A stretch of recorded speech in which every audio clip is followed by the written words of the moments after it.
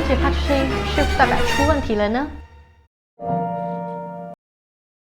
？Hello， 大家好，我是慧心，目前是一名脊椎矫正医师。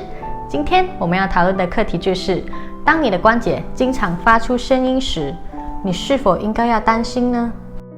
首先是让我来为大家解释，到底关节里发出的声音是怎么形成的呢？其实，当骨头和骨头连接的部位，我们称之为关节。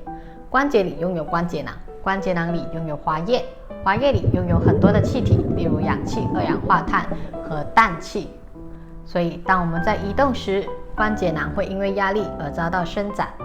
在伸展后，关节囊里的液体体积会增加，因而导致在液体里的气体会遭到释放，因而形成我们所听到的声音。好，那我们在日常生活中听到关节发出声音时，是不是应该要担心什么呢？其实，当你听到声音可是无疼痛时，有可能是这3大原因而造成的哦。第一，就是你的关节不够稳定，可能你拥有比较弱的韧带、肌肉或者是骨头，导致你的骨头无法被固定在稳固的位置上。这有可能是先天性造成，或者是过度重复性的使用某一个动作，或者是受伤而导致的。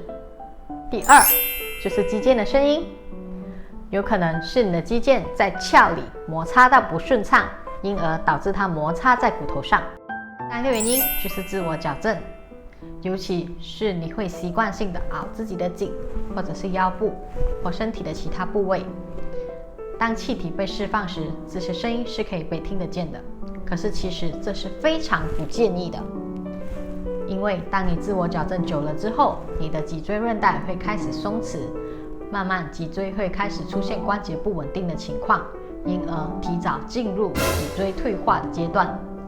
还有，尤其是颈部，千万不要再拗你的颈了，因为这可能会导致中风。简单而言，如果你的关节发出声音，但是并无疼痛感的话，其实一律都不必太担心。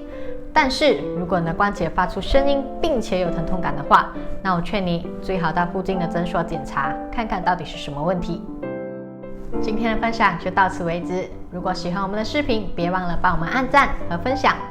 我们下次见。